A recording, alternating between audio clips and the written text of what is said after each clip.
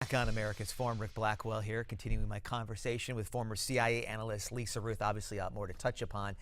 And one issue you were talking about, ISIS is winning the war. The president is going to now take a step back and really seek a new strategy in Syria. What are some of your thoughts as far as what we need to do in the future to really win this war?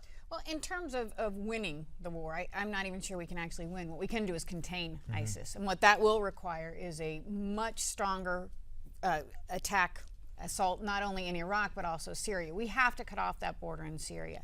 But what's interesting to me, what you were just talking about, is the president talking about a new strategy in Syria specifically. And one of the things that they've said is he is considering, these are sources, saying that he is considering that you have to get rid of Assad in order to win the war against ISIS. That is absolutely counterintuitive. I have spoken with numerous intelligence colleagues over the last 24 hours who can't even believe this is something we're thinking about. If we get rid of Assad today in Syria, the al-Nusra Front, ISIS, the real extremist groups will have the upper hand. There's zero chance, I mean zero chance, that the moderates are going to be able to go in and take control. So if Obama is seriously considering this, it just doesn't make sense. And again, I've talked to people across the board, military, intelligence. I have yet to hear one person say, what a great idea. This just doesn't make sense. There are so many dominoes that fall as a result of action, or in so many cases inaction. Do you feel it's up to America's leaders really to engage in more of a debate? It just doesn't seem like this issue is at the forefront. It should be, obviously, being at war right now with ISIS, but it doesn't seem like people are willing to have a full-fledged debate, discussion, whether it's on Capitol Hill or whatever forum, to see what the next step should be. What can leaders in America do to try to take on this fight? Well, and some of this is my own bias. I think you have got to really listen to your intelligence officials, and across the board, not only CIA, although that's where you start. There is such great knowledge within our intelligence forces, and really. But is there disagreement inside the intelligence community too? Oh, there's always debate. I hope so. Frankly, I think that disagreement leads to better discussion and often formulates better proposals. I've sat around tables, national intelligence estimates, where you have everybody from the intelligence community really hammering out a strong idea. I hope that's what they're doing.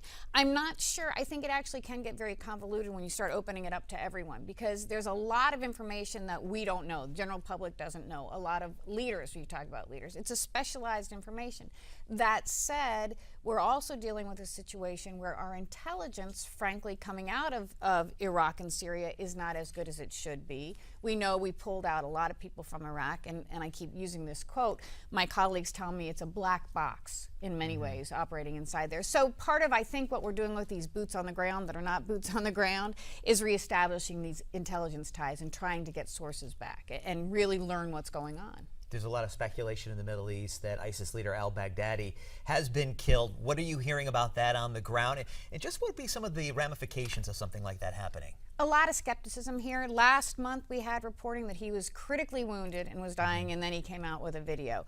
It is very unclear, and even if you listen to what the source of the information was, a tweet from the Iraqi Air Force, which is fairly notorious for misrepresenting their advances and what they've done.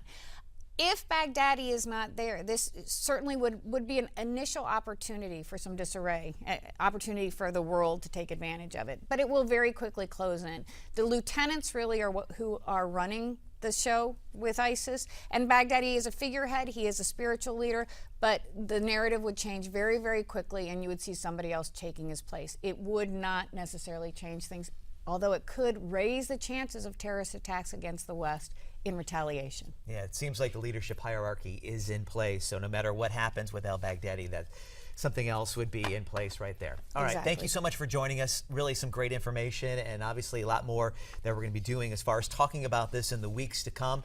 And thank you so much for watching us right here on America's Forum. We have a lot more to talk about.